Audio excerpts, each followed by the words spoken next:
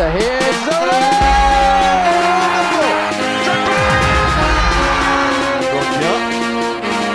And he's got the shot and he scored! Lampard! That could be the championship! He done it! The greatest man in the history of Chelsea Football Club! Greetings. Welcome back to Couch Critic. Dennis P. Sitting here in some dodgy couch in North Adams, Massachusetts.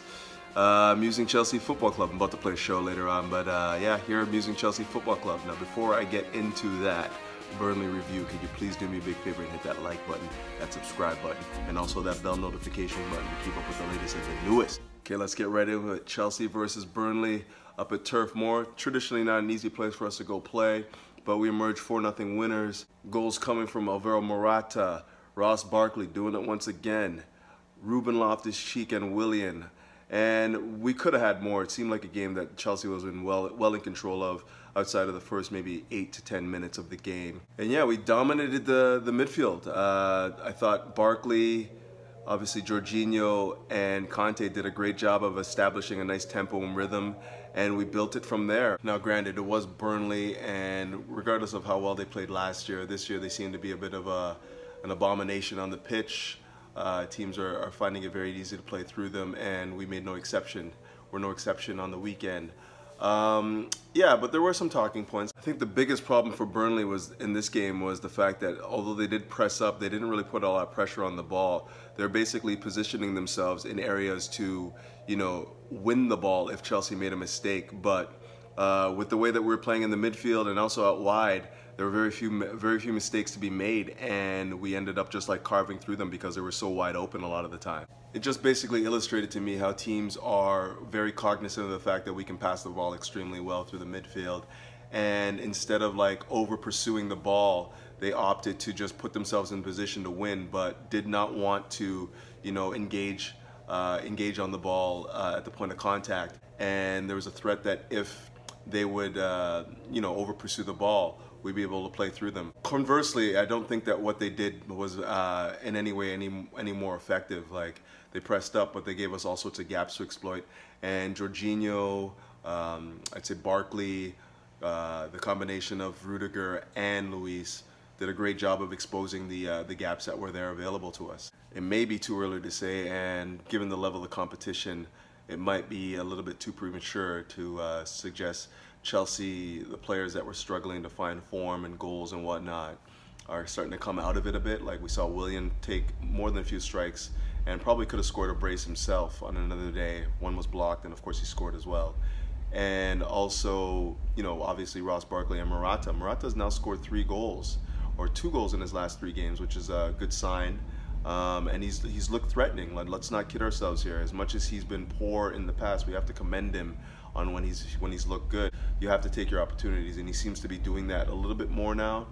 There was that one volley over the top that, you know, you'd like to see go in, but it's not an easy chance. And the fact that he's getting in positions to make those chances, his movement off the ball was incredible today, and I thought that he just looked like he really wanted to impose himself on the match. He was mixing it up with Tarkowski a lot. He got in behind the defense on more than a few occasions.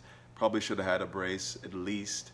And, you know, but at the same time, like, his hold-up play seemed to be a lot better this week, and also his link-up play. I thought that he was effective in all facets of the game. Also in his pursuit of the ball, his pressing was very good, and he also came back and also pressed the ball from in behind. So once they advanced the ball through the midfield, you see Alvaro Morata position himself below the halfway line to make himself a nuisance amongst the Burnley midfielders. Morata is an interesting case, but I do feel that he is growing in confidence now, and only time will tell if he can, like, kick on and really become an influential striker for us.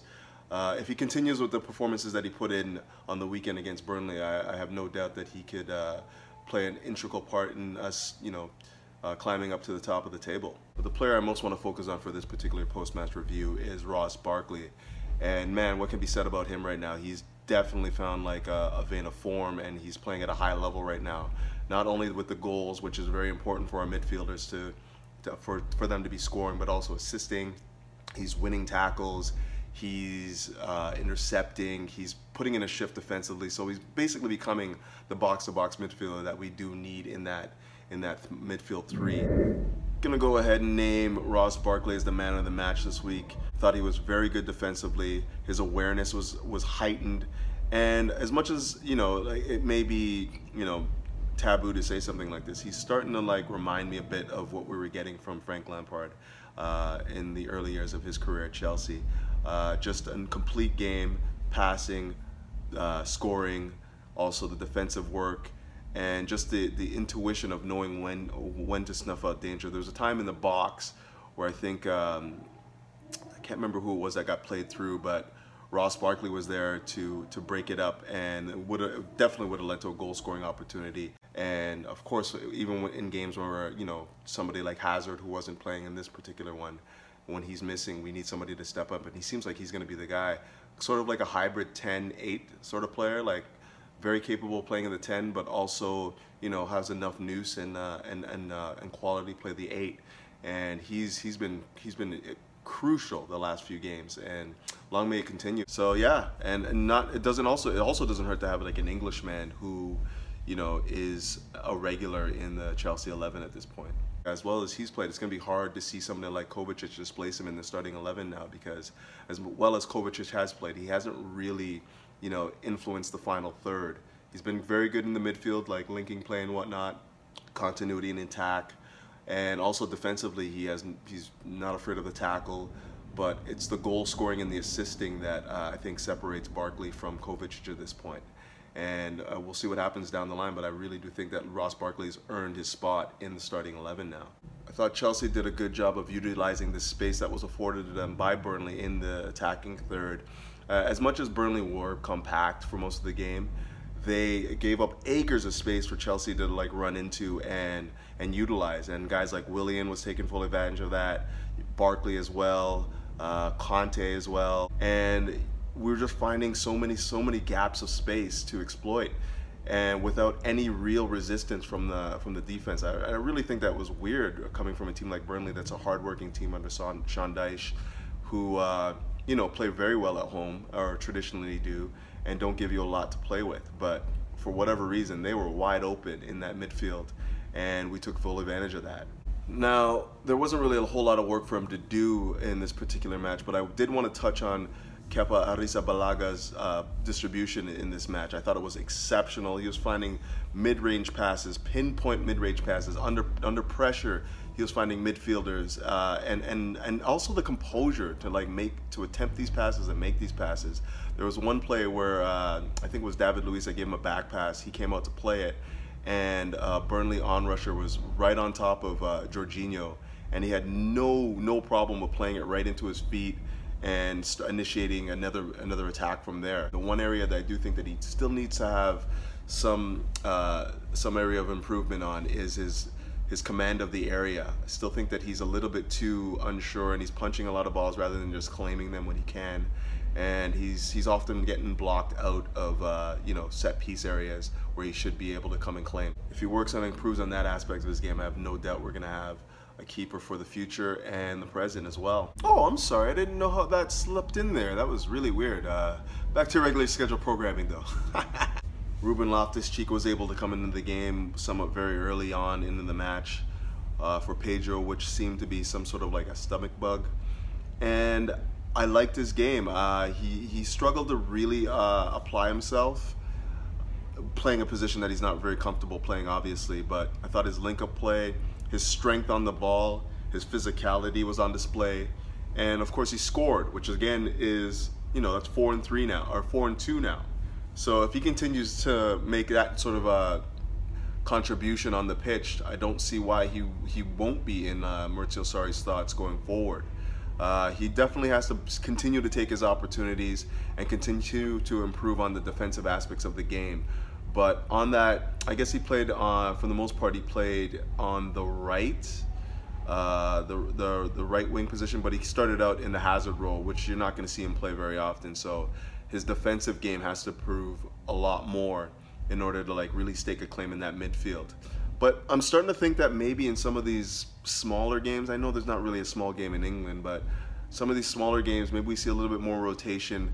The likes of Conte, the likes of Kovacic, who seems, well, maybe Barkley now. Maybe we can see a little bit more rotation in those positions. Maybe even Jorginho. I don't know who would fit on there. I guess Cesc is the guy that's deputizing for him now, but maybe Kovacic can play there. I don't know. But yeah, like I think that we're starting to get to the point where we can actually rely on guys like Barkley, like maybe Ruben Loftus-Cheek. Again, I'm gonna wait until after like another cup game to see where his head's at and what type of application he has to his game after that. But starting to get into the point where I feel like we can possibly, you know, start rotating the midfield a bit more and save the legs of Conte for the bigger fixtures. But I think I'm going to wrap it up there. I'm kind of being forced to get ready for sound check. But yeah, Chelsea emerged once again winners, 4-0, and that's 10 straight undefeated for Maurizio Sarri, a record at Chelsea, and he's definitely showing a style of football that we haven't seen for quite some time, and I'm enjoying it. I don't know about you guys, but I'm definitely enjoying seeing, you know, the team with such a cohesion and enjoyment on the pitch, and it's coming out. You know, it's coming out also in the results. We haven't lost yet all year, and we're looking good going into the next few fixtures. We got Derby, Frank Lampard, Mason Mount, Fiacco Tomori, Canadian by the way, featuring in the midweek, and then we go and we play, I forgot who we play in the weekend. Is it Palace? Crystal Palace? Not sure. But regardless of who it is we're facing, let's hope that we continue our good run of form and take it into, you know, the next few fixtures. Do me a favor, if you haven't already, hit that like button, that subscribe button, and that bell notification button to keep up with the latest and the newest. I will be home on Saturday, which means that my post-match for the Crystal Palace game will likely be on my comfy couch as opposed to this seedy one that I'm sitting on right now. And yeah, I'm going to be down at the pub, so if you are, you know, looking for a place to congregate, we will be at, they always are even when I'm not there, they're going to be at Batch, which is located at 75 Victoria Street in Toronto. And yeah, I'm looking forward to getting back there and hanging out with the boys, having a few tastes, having a few laughs, and hopefully enjoying 3 points with my friends and fam. But until then, I'm going to wrap it up there, and, you know, up to Chelsea.